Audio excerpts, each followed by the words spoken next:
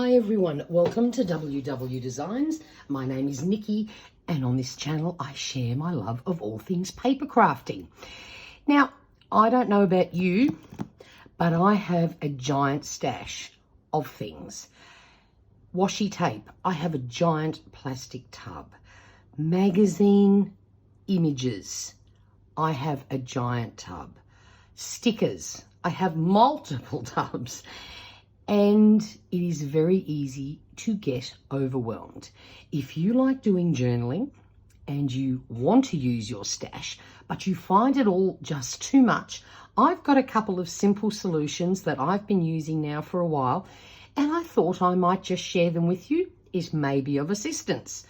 The first thing is this box.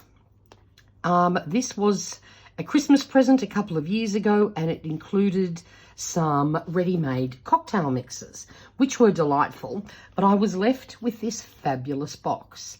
Now, what I do at the start of every new season, so in this case, in Southeast Queensland or Australia, it is autumn.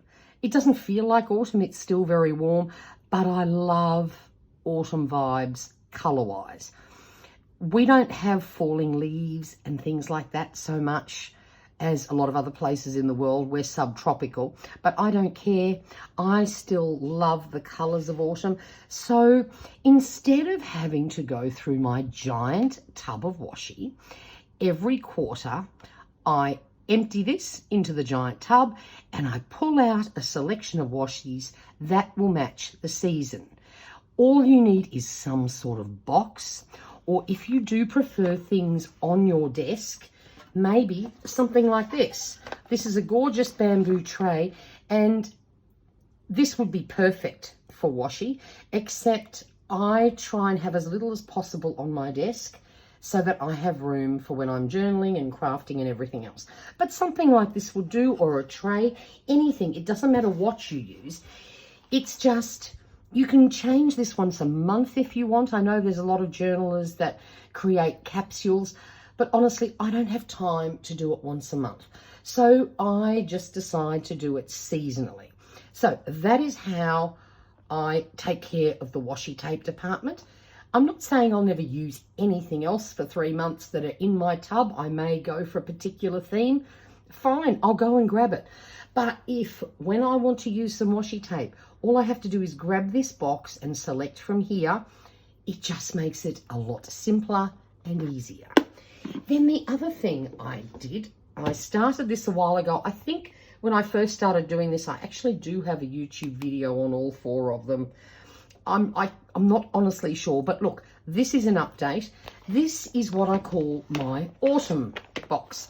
I have 4 of these fabulous containers. I think I got these from Daiso, but you can buy them everywhere.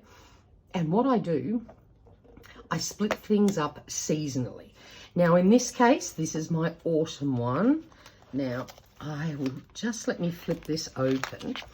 So everything that's in here maybe has autumn tones, whether it be oranges, browns, things like that.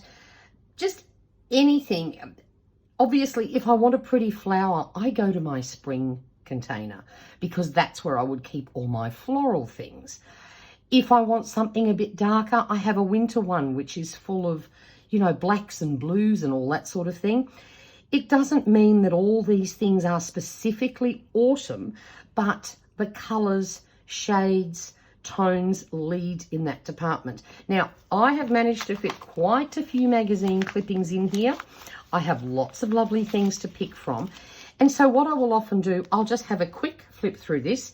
I'll pick a particular image that resonates with me for that week. Then I'll rifle through, find some matching pieces, and then I create a spread in my journal.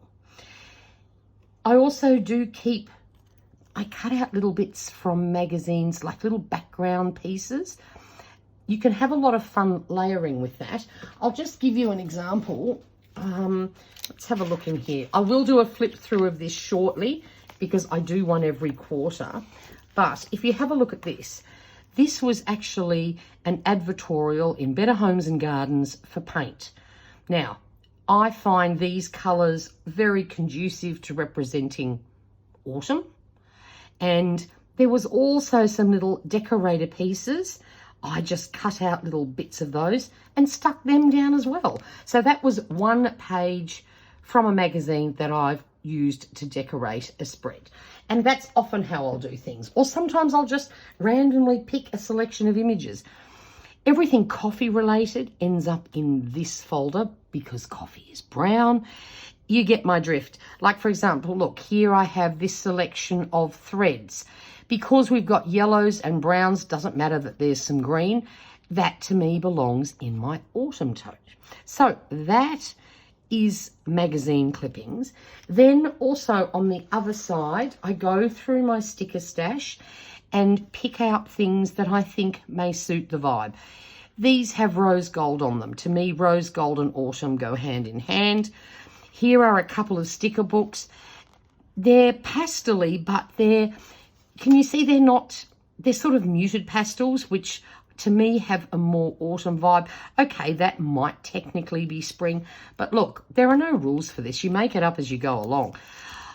This is a pack of flower stickers. I may not use too many of the flowers in autumn, but it also has some great greenery. Again, another sticker book. Love these tones. To me, that speaks autumn to me. So that one made its way in here. Some of these I've had for a while and I might actually finish them up one day. This was a Temu find. Lots of browns and things, so definitely autumn. Here, rose gold, won it into my collection for this quarter. And just some other sticker sheets. And can you just see what vibe I'm going for here? They're not necessarily all autumn images, but I think they all work well for this time of year.